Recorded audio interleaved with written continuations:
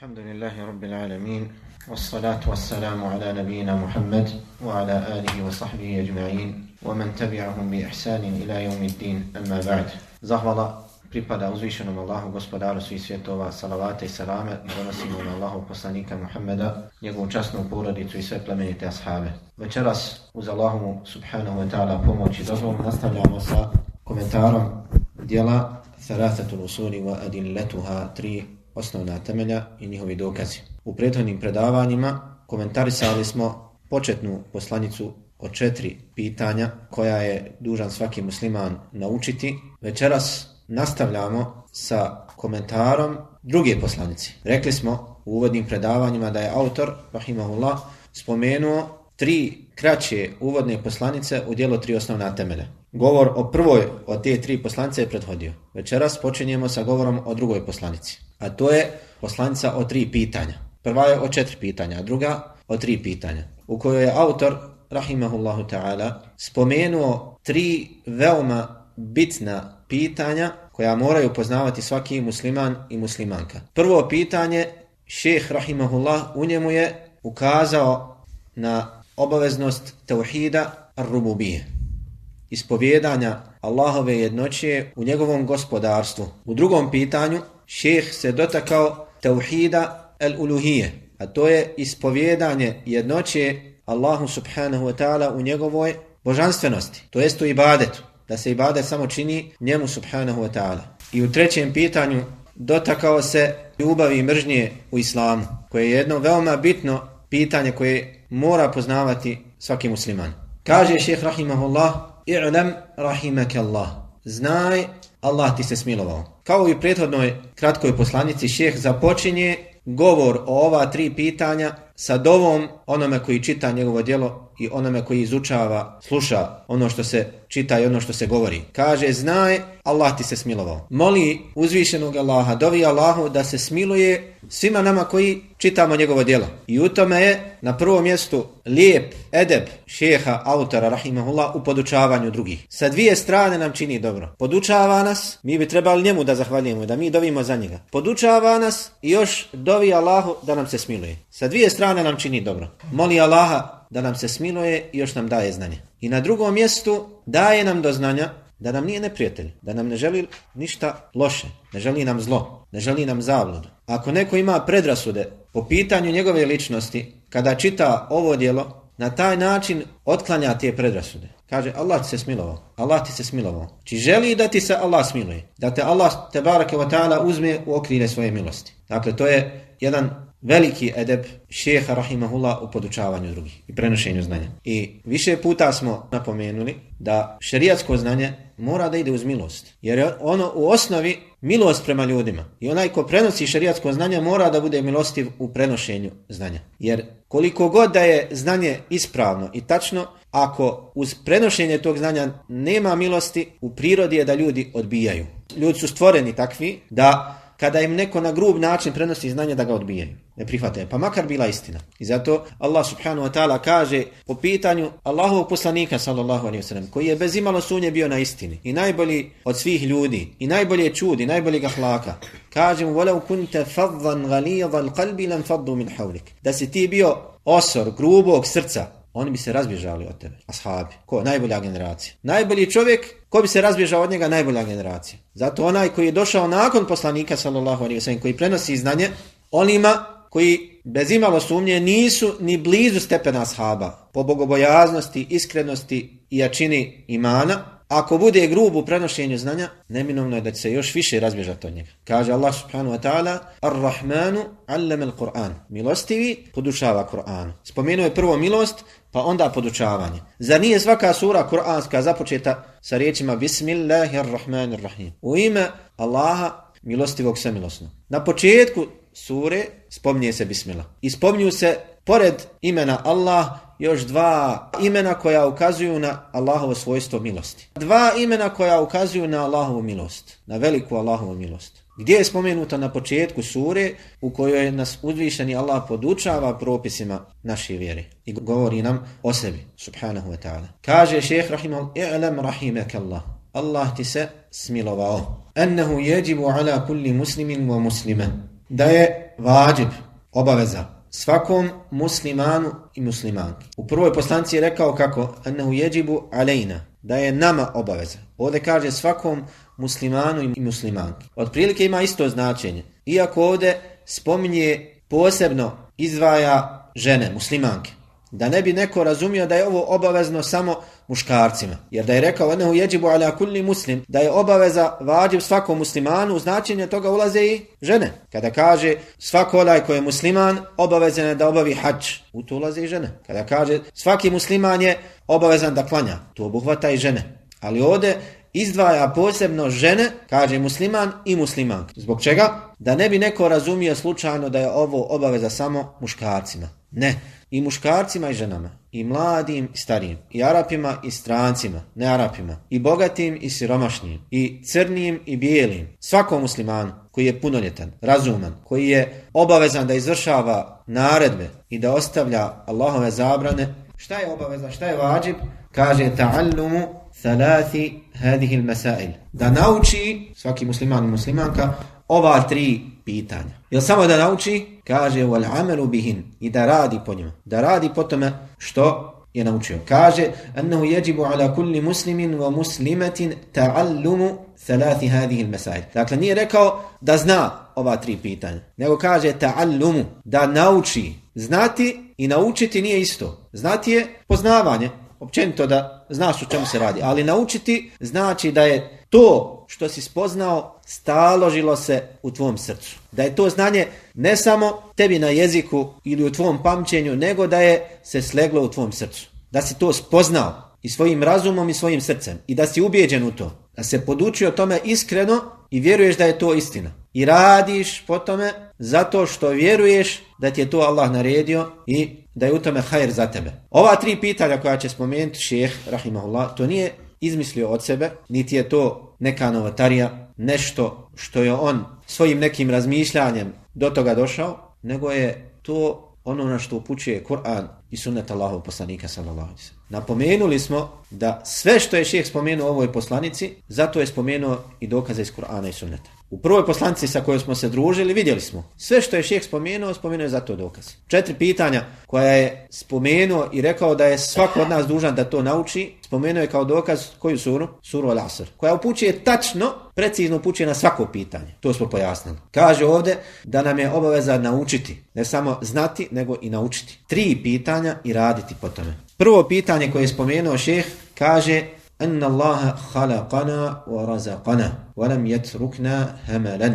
Kaže da nas je Allah stvorio i obskrbio i nije nas ostavio zaboravljene, prepuštene samim sebi. Bel arsala ilayna rasulan.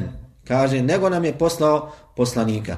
Faman ata'ahu dakhala al-jannah wa man asahu dakhala an-nar. Nego nam je poslao poslanika, pa onaj komu se pokori, ko se pokori tom poslaniku, ući će u džennet, a onaj komu otkaže poslušnost, ući će u vatru.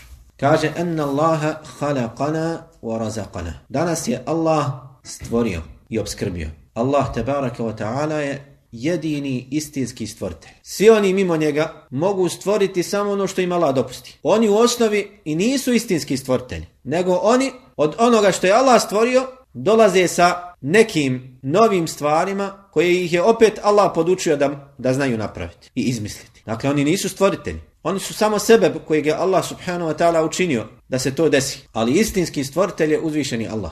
Kaže tebaraka wa ta'ala وَمِنْ آيَاتِهِ أَنْ خَلَقَكُمْ مِنْ تُرَابٍ ثُمَّ إِذَا أَنْتُمْ بَشَرٌ تَنْتَشِرُونَ.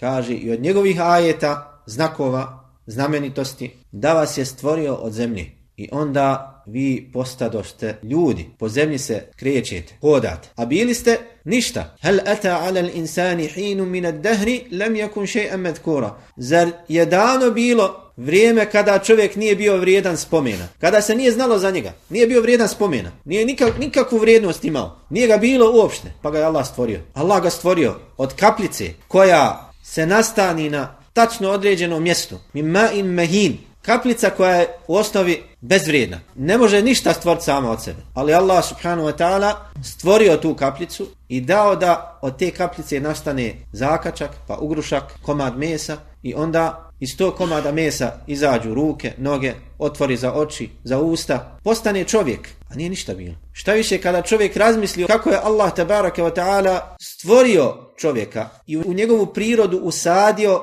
naklonost prema drugom spolu. Iako to, kada čovjek razmisli, u osnovi je nešto što bi bilo odvratno čovjek. Da svoj avret pokazuje pred drugim. Nešto prema čemu u osnovi čovjek ima odbojnost. Ali Allah tebareke ve taala usadio u čovjeku tu strast da bi se očuvao ljudski rod. I onda stvori čovjeka od ničega. Od obične kapljice koja se nastani na tačno određenom mjestu u maternici i onda Allah ledi halakakum wasawwarakum, koji vas je stvorio i dao vam izgled, dao ti lik, stvorio te u najboljem. Laqad khalaqnal insana fi ahsani taqwim. Čovjeka smo zaista stvorili u najboljem izgledu, najljepšem izgledu. Da je čovjek sjedio i razmišljao da sebe napravi na ljepši način, ne bi mogao. Da imamo jedan prst više, ne bi lijepo izgleda. Da imaš jedno oko više, bilo bi strašno. Jednu nogu više da imaš, ili manje, nego tačno onako kako te je Allah stvorio. U najljepšem obliku. Ja ejuhan nas, taqu rabbakum alladhi khalaqakum min nafsin wahida.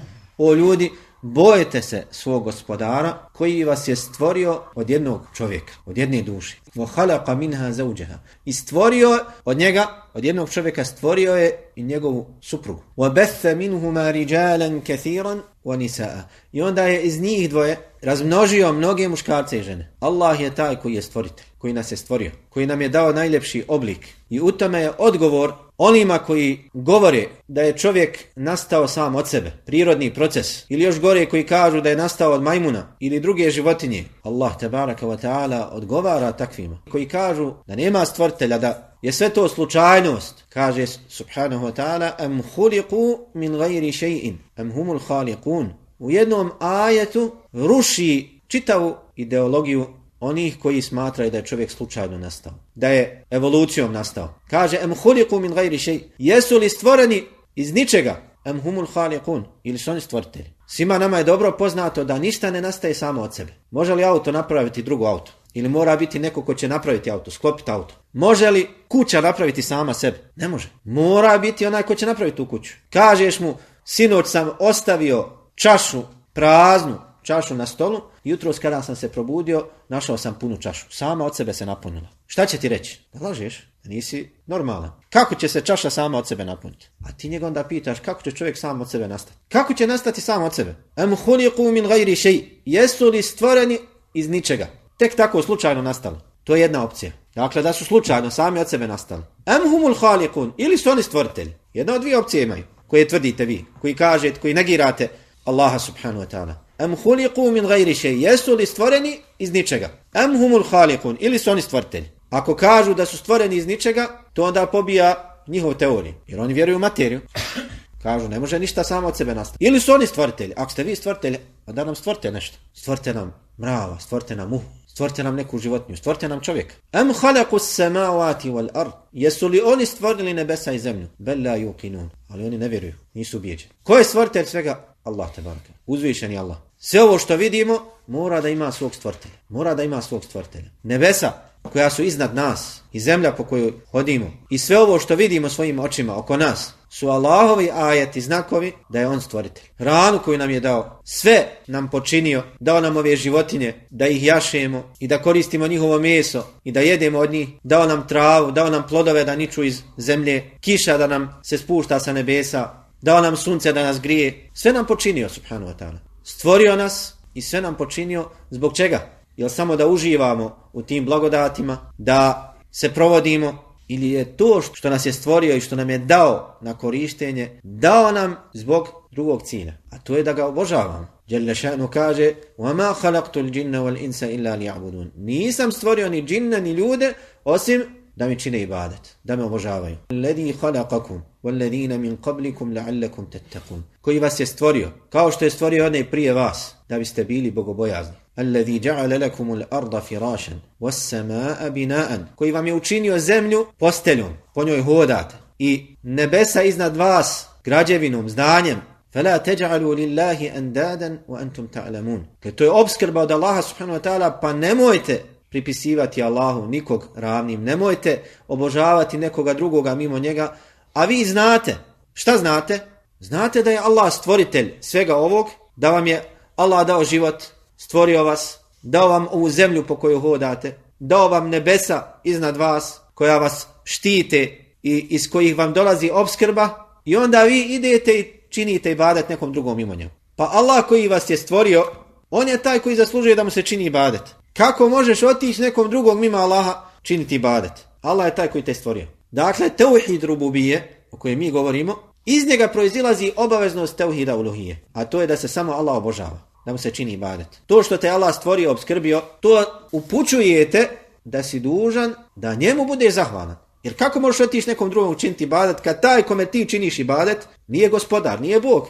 On može biti samo stvorenje kojeg je Allah stvorio. I onda ti ideš i obraćaš se kome?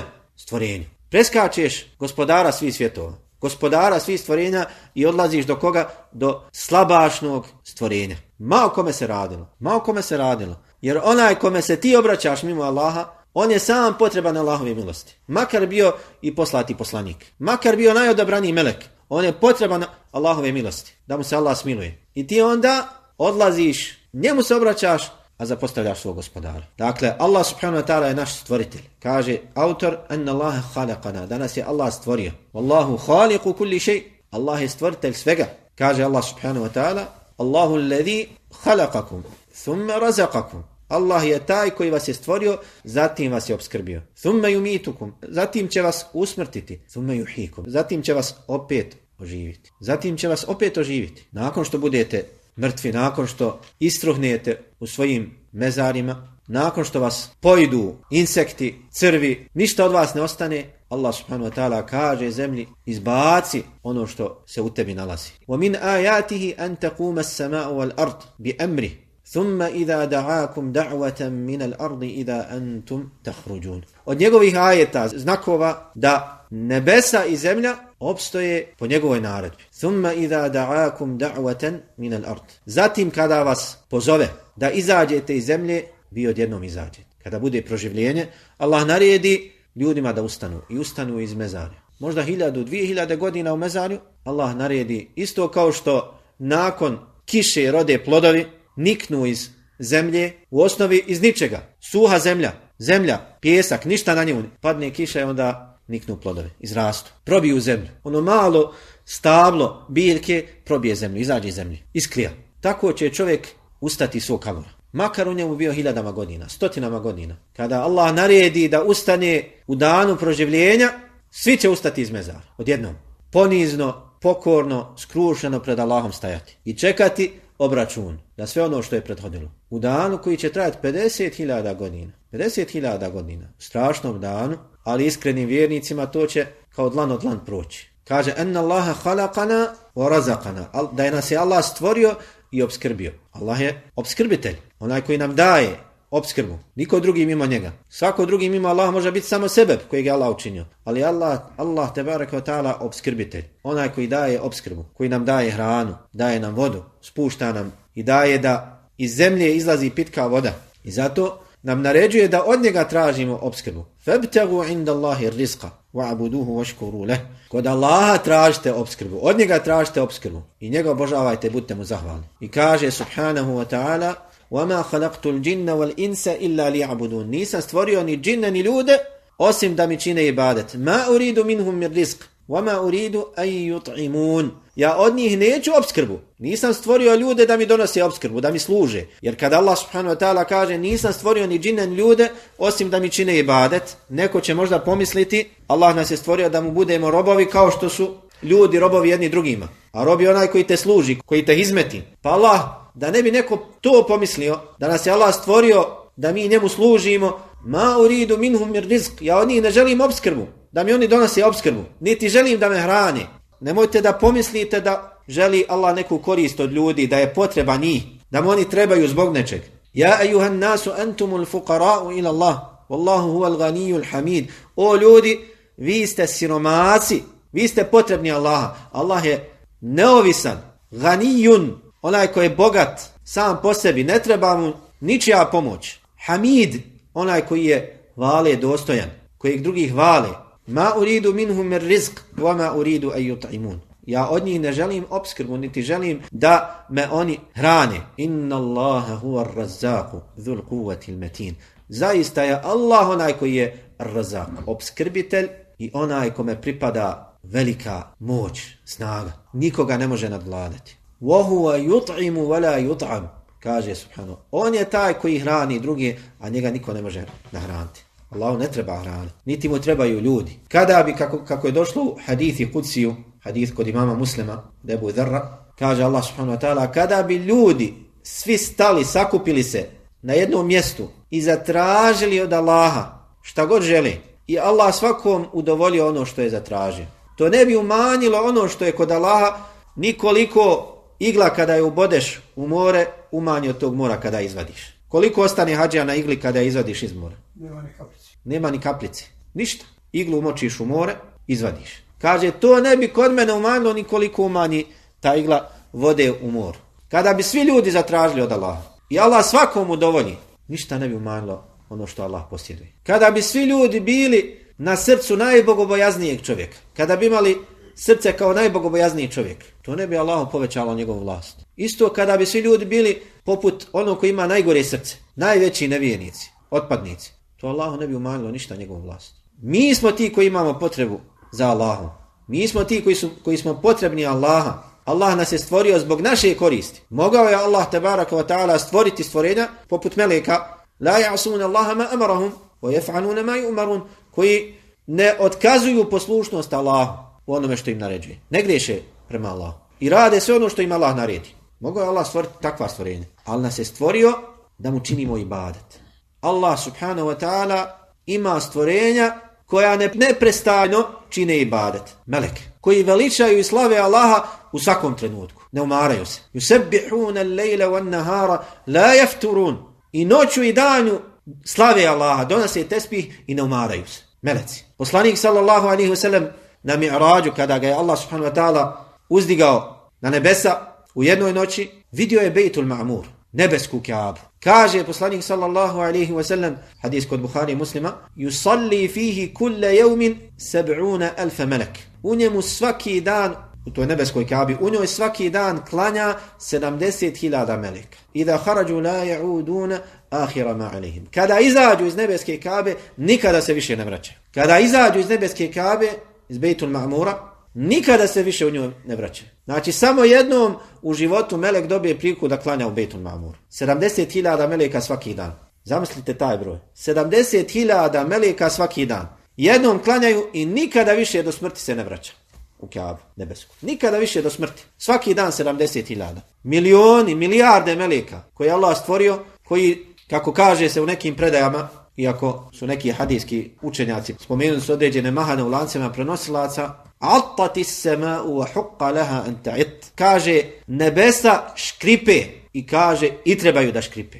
Na njima nema mjesta nimalo praznog prostora, a da na njemu nema melek koji Allahu čini seždu. Škripe nebesa od težine. Koliko Allah stvorio meleka na nebesima koji mu čine ibadet. I onda dođe jadni čovjek, uzoholi se. Hoda po dunjaluku, misli da može brdo probiti koliko se uzoholi. Ne zna miskin koliko je mizeran u ovim nebeskim prostranstvima. Čovjek kada se popne na visoku građevinu, koja je visoka možda 100 metara ili 200 metara, ne vidi čovjeka dole. Nije visoko otišao. 100-200 metara. Ne vidi ga. Pogledajte one snimke što snimaju sa onog tornja pored Kaabe, sa visine. Ljudi oni koji tevafe oko Kaabe poput mrava. Ne vidiš. Ne možeš razlikovati čovjeka od žene. Bijelog od crnog. Ne vidiš. Samo nekoliko stotina metara. Zamislite kilometar, 2 kilometra, 3 kilometra, 100, 200, 1000 kilometara. Koliko je čovjek mizeran. Koliko je bezvrijedan. Kaže da je da se Allah stvorio i obskrbio.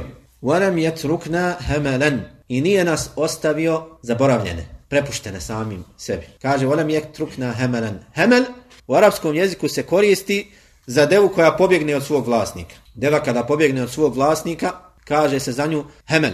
Šta znači pobjegne od svog vlasnika? Hoda sama kuda želi. Allah subhanahu wa ta'ala stvorio je stoku da se neko mora o njoj brinuti. Kravu kada bi pustio u prirodu, ne bi se mogla sama snaći. Isto tako ovcu, ne bi dugo živjela. Ne zna se sama o sebi brinuti. Ali Allah počinio te životinje ljudima, da ih ljudi koristi. I u njima, kako kaže, وَلَكُمْ فِيهَا مَنَافِعُ كَثِيرًا. Vi u stoci imate mnoge koristi i od nje jedete. Pa deva ili druga životinja od stoke, kada pobjegne, kada ode od svog vlasnika, ona bude izgubljena. Hoda gdje želi, zaustavi se gdje želi, radi šta hoće. ali izgubljena. Ne zna se sama od sebe brinuti. Kaže, nije nas Allah ostavio takve, poput odbjegle životinje od svog vlasnika. Da nema niko da nam određuje, da nam daje smjernice gdje trebaš da budeš, gdje trebaš da se krećeš, kad trebaš da jedeš ili na koji način.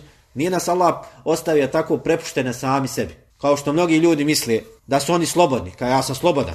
Ne, nisi slobodan. Ti si Allahov rob. Onaj koji je slobodan je životinja. Životinja je slobodna. Mačka, cuko, ptica, ona je slobodan. Njoj niko ne naređuje. Hoda gdje hoće, jede kad hoće, spava gdje želi, ali čovjek nije slobodan. Onaj ko kaže ja sam slobodan, poredi se sa životinjom. Ti si slobodan samo onoliko koliko te je Allah subhanahu wa ta'ala oslobodio. A u osnovi si Allahov rob.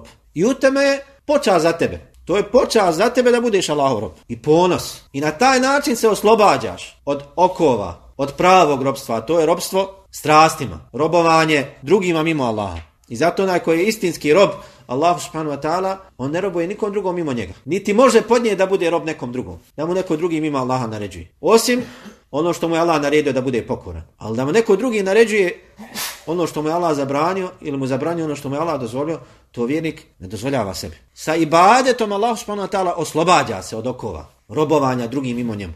Ashabi, prije nego što će osvojiti Perziju, otišao Amir ibn Rabi'i kod Hurmuza, predvodnik, velikan Perzijanaca. A prije toga Perzijanci znali bi Arapima slati tovare hrane, davati im da prežive, jer su Arapi bili fukare, nemaju šta da jedu, čobani, bosonogi, u pustini gdje ne rađaju plodovi, nema jezera, nema rijeka, nema plodova, bore se da prežive, da ne umru od gladi. Pa im pošalju svake godine tovare hrane. I kada su ashabi došli, iznenadili se Perzijanci. Jer vam nije dovoljno ono što vam šaljemo da vam još dadnemo hrane. Možda ste zbog toga došli, naljutili se na nas. Kaže, ne, nismo zbog toga došli. Nas više hrana ne zanima. Pa zašto ste došli? Kaže, mi smo došli da ljude izbavimo iz robovanja stvorenjima kako bi robovali gospodaru svih stvorenja. Nismo došli zbog dunjalka, nama hrana vaša ne treba, Allah će nam je dati. Nego smo bili robovi stvorenja. Pa nam je Allah poslao poslanika koji nas je izveo iz robovanja stvorenjima u robovanje gospodaru stvorenja, stvoritelju tih stvorenja. Oslobodili smo se. Nismo više robovi ni vaši ni ničiji drugi. Nego smo sada robovi samo uzvišenog Allaha. Kaže Allah subhanahu wa ta'ala: "Afa hasibtum annama khalaqnakum abathan wa annakum ilayna la turja'un." Zar mislite da smo vas slučajno stvorili? Slučajnost, to što postojite, što ste stvoreni. Jel mislite da ste slučajno stvoreni i da nam se nećete vratiti? Fata'ala Allahu al-maliku al-haq. La ilaha illa huwa rabbul arshil karim. Nema Boga mimo njega, nema drugog Boga mimo njega, gospodara plemenitog arša. I kaže Allah subhanahu wa ta'ala: "Ayahsabu al-insanu an yutraka suda." Zar čovjek misli da će biti zaboravljen, prepušten? Kaže Mujahid, komentator Kur'ana, učenik Ibn Abbasa, i drugi, Imam Šafija i drugi, kažu da je značenje ovog ajeta "Ayahsabu al-insanu an yutraka suda." Zar čovjek misli da će biti prepušten sam sebi? Kaže, zar misli da će biti prepušten i ostavljen, da mu neće doći naredbe i zabrane, da mu neće biti naređeno i zabranjeno nešto? Drugi mufesiri, poput Sudija, kažu, zar čovjek misli da će biti zaboravljen, da neće biti proživljen? Hafid ibn Kathir kaže, ajet obuhvata jedno i drugo tumačenje i upućuje na to značenje. Zar čovjek misli da neće biti proživljen i zar misli da će hodati po dunjaluku, po ovoj zemlji koju je Allah učinio njegovom posteljom i počinio je njemu i olakšao mu život na njoj? Zar misli da mu neće doći naredbe i zabrane? Da će biti poput odbjegle stoke koja samo jede, pije, razmnožava se, uživa? Ne, nego te Allah subhanahu wa ta'ala stvorio i dao ti opskrbu zbog cilja. Koji je to cilj? Da mu činiš ibadet. Jel ti samo Allah naredio čini mi ibadet, a ti ne znaš kako, na koji način, bez smjernica? Ne, nego ti je poslao poslanika. Kaže šejh rahimahullah: "Bel arsala ilayna rasulan." Nego nam je poslao poslanika. Poslao nam je poslanika. Jednog od nas, čovjeka koji hoda među nama, koji je odlazio na pijace, ženio se, sa njima jeo, pio, hodao, odrastao među njima. Nego nam je poslao poslanika. Nama je poslao poslanika i svim prijašnjim narodima. وَلَقَدْ بَعَثْنَا فِي كُلِّ أُمَّةٍ رَسُولًا. Mi smo svakom narodu poslali poslanika. أَنِ اعْبُدُوا اللَّهَ وَاجْتَنِبُوا الطَّاغُوتَ. Da Allah obožavaju i da se klone taguta. وَإِن مِّنْ أُمَّةٍ إِلَّا خَلَا فِيهَا نَذِيرٌ. I nema nijednog naroda, ummeta, a da u njemu nije došao onaj koji opominje, poslanik, vjerovjesnik. Kaže: "Faman ata'ahu dakhala al-janna." Pa onaj ko se pokori poslaniku, koga bude slijedio, ući će u džennet, وَمَنْ عَصَاهُ دَخَلَ النَّارِ. Ako mu otkaže poslušnost, komu ne bude pokoran, ući će u vatru. Poslanik je čovjek kojem Allah subhanahu wa ta'ala pošalje meleka da mu prenese od njega tebaraka wa ta'ala objavu. I naredi tom čovjeku da prenese to što mu je Allah objavio ljudima. Allah nije poslao poslanika da bi ga ljudi obožavali ili da bi on bio posrednik između njih i Allaha u ibadetu, nego ga je poslao kao posrednika u dostavljanju vjeri, da im pojasni propise od Allaha subhanahu wa ta'ala, da im prenese objavu Allahovu i protumači i da ih vodi pravim putem. Pa onaj ko bude slijedio poslanika, ući će u džennet. Kaže Allah subhanahu wa ta'ala: وَأَطِيعُوا اللَّهَ وَالرَّسُولَ لَعَلَّكُمْ تُرْحَمُونَ. I pokoravajte se Allahu i njegovom poslaniku da bi vam milost bila ukazana, da bi vam se Allah smilovao. I kaže subhanahu wa ta'ala: وَمَنْ يُطِعِ اللَّهَ وَالرَّسُولَ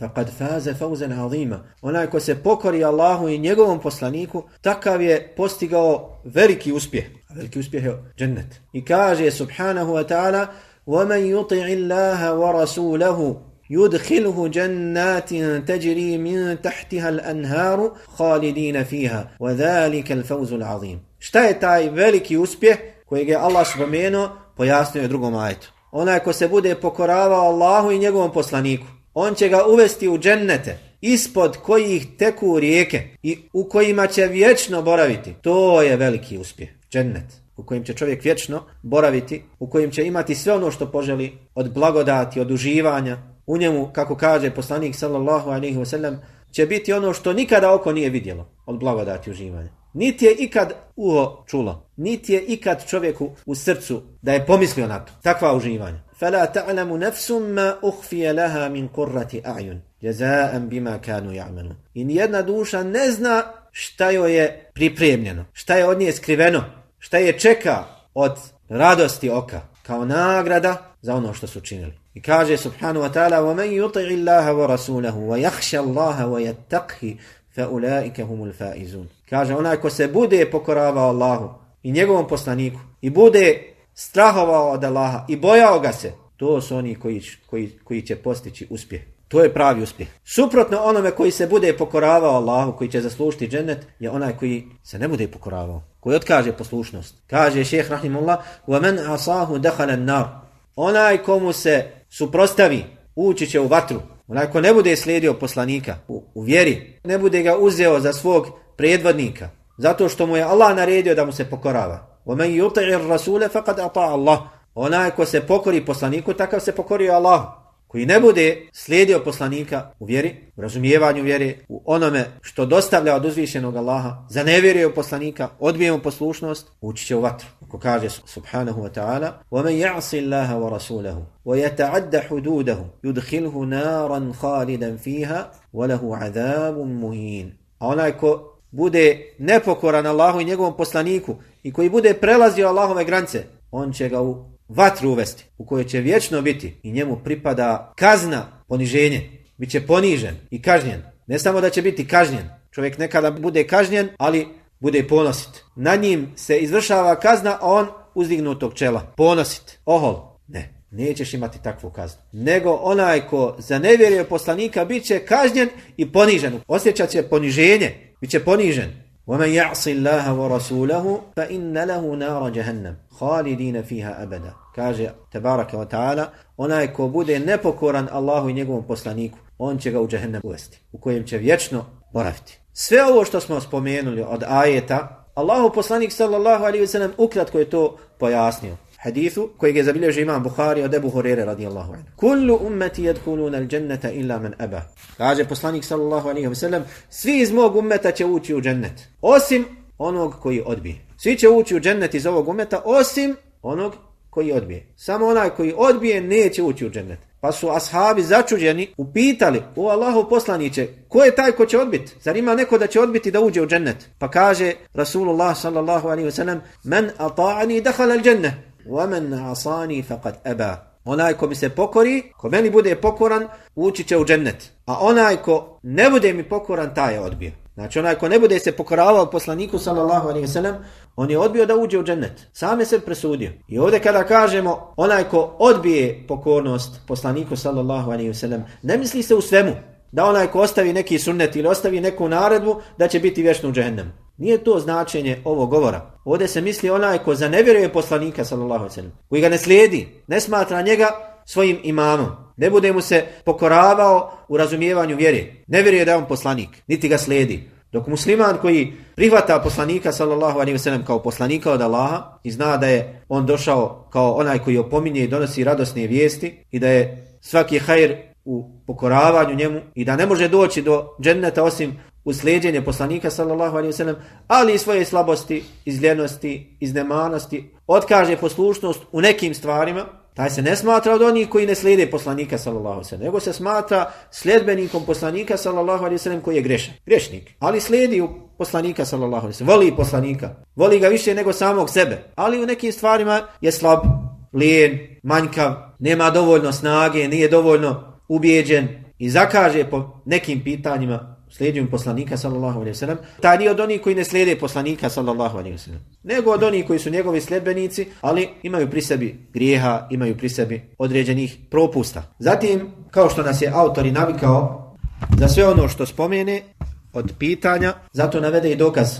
iz Kur'ana ili sunneta Allahovog poslanika sallallahu alejhi ve sellem. Pa kaže: "Wad dalilu qawluhu ta'ala", a dokaz za ovo što je prethodno spomenuto, da nas je Allah stvorio i obskrbio i nije nas ostavio zaboravljene, prepuštene samim sebi, nego nam je poslao poslanika. Pa komu se pokori, ući će u džennet. A onaj ko odbije poslušnost i pokornost poslaniku, ući će u vatru. Kaže, dokaz za ovo što je prethodilo su riječi uzvišenog Allaha: "Inna arsalna ilejkum rasulan shahidan alejkum kama arsalna ila fir'auna rasula."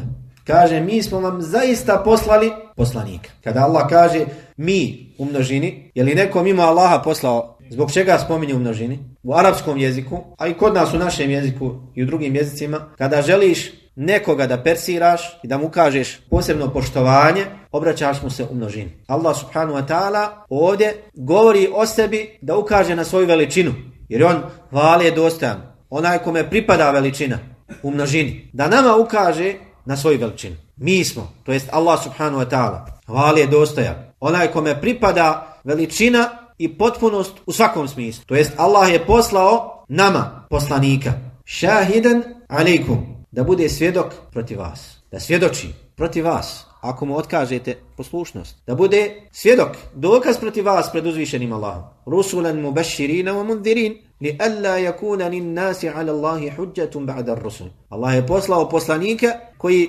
donose radosne vijesti i opomene, da ljudi ne bi imali dokaza protiv Allaha nakon slanja poslanika. Da ne bi se mogli pravdati, nisi nam poslao poslanika, nismo znali na koji način da te obožavamo, koga da slijedimo.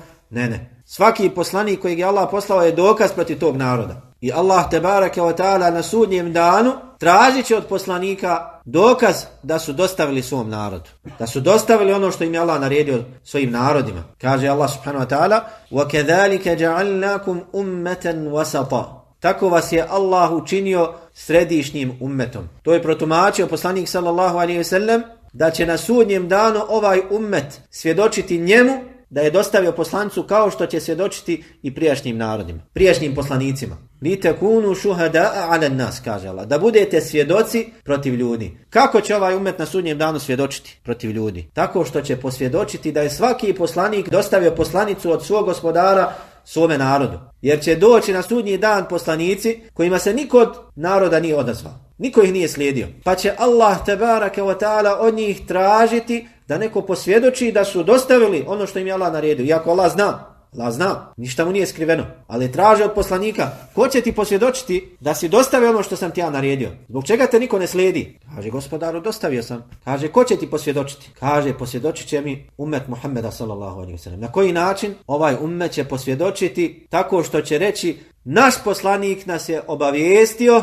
da je taj poslanik dostavio svome narodu. Tako će ovaj ummet biti svjedok protiv ostalih naroda koji su odbili da slijede svoje poslanike. Tako što će svjedočiti svim poslanicima da su dostavili od svog gospodara ono što im je naredio od vjere. Nisu zakazali u dostavljanju poslanica svog gospodara nego je narod zakazao u slijedjenju njih. Kaže šahiden alikum, da bude svjedok protiv vas ako mu otkažete poslušnost, ako ga ne budete slijedili, ili svjedok za vas ako mu se pokorite. Jer će ovaj poslanik alejhi salatu wasalam svjedočiti Allahu subhanahu wa ta'ala za nas, činiti šefaat, zauzimati se kod Allaha za nas koji smo grešni, da nam se Allah smiluje. Ako uđemo u džehennem, da nas izbavi iz džehennema, da nas uvede u džennet.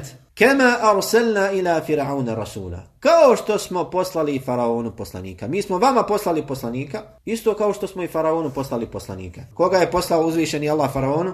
Musa i Haruna, alejhim assalam. Fa asa Firaunu rasul. Pa je Faraon odbio da slijedi poslanika. Uzoholio se. Rekao, ene rabbukumul a'la. Ja sam vaš najveći, najuzvišeniji Bog. Nemate drugog. Ma alimtu lekum min ilahin gajri. Ja ne znam da imate drugog Boga mimo mene. Kada su mu došli Musa i Harun, rekli mu da su oni poslati od uzvišenog Allaha. Da je Allah gospodar. Uzoholio se. Za sebe rekao da je on gospodar. Da je on Bog. Kaže, وَهَذِهِ الْأَنْهَارُ تَجْرِي مِنْ تَحْتِ أَفَلَا تُبْصِرُونَ. I ove rijeke ispod mene teku. On vladar. Onaj kome ne može niko ništa. Pogledajte ove rijeke kako teku ispod mene, ispod njegovog dvora. Pa je Allah učinio da rijeke teku iznad njega. Potopio ga u moru. Hvalio se, oholio se kako rijeke teku ispod njega, pa je Allah učinio da poteku iznad njega. Utopio ga u moru. I njega i njegove sledbenike. A izbavio Musa a.s. i vjernike koji su bili uz njega. Fa asa Firaunu rasul. Pa je Faraon suprotstavio se, otkazao poslušnost poslaniku.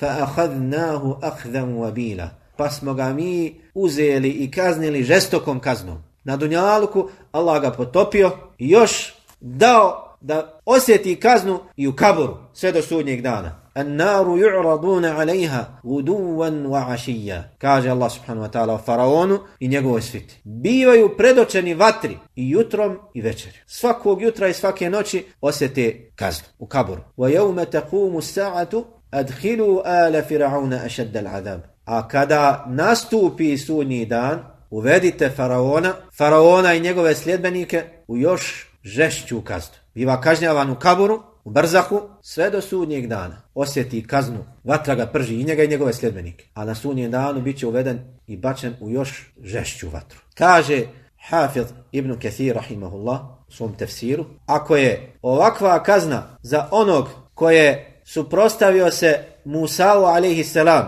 pa kakva je tek onda kazna onome ko se suprotstavi Muhammedu sallallahu alejhi ve sellem, jer je Muhammed bolji i draži uzvišenom Allahu od Musa alejhi selam. Zato kaže Ibn Kathir, o ummete Muhammeda, vi ste preči da budete kažnjeni ako otkažete poslušnost Muhammedu sallallahu alejhi ve sellem, jer je on draži i bliži uzvišenom Allahu od Musa alejhi selam. Pa se dobro se pazite koliko slijedite poslanika sallallahu alejhi ve sellem. Molim uzvišenog Allaha da nas učini od iskrenih sljedbenika Muhammeda sallallahu alejhi ve sellem, da nas sačuva zablude i puteva koji vode u zabludu i molimo ga subhanahu wa ta'ala da nam oprosti grijehe, da popravi naše stanje, da nam se smiluje i uvede nas u džennet bez polaganja računa. Allah najbolje zna i salavate i salame donosimo na Allahov poslanika Muhammeda, njegovu časnu porodicu i sve plemenite ashabe.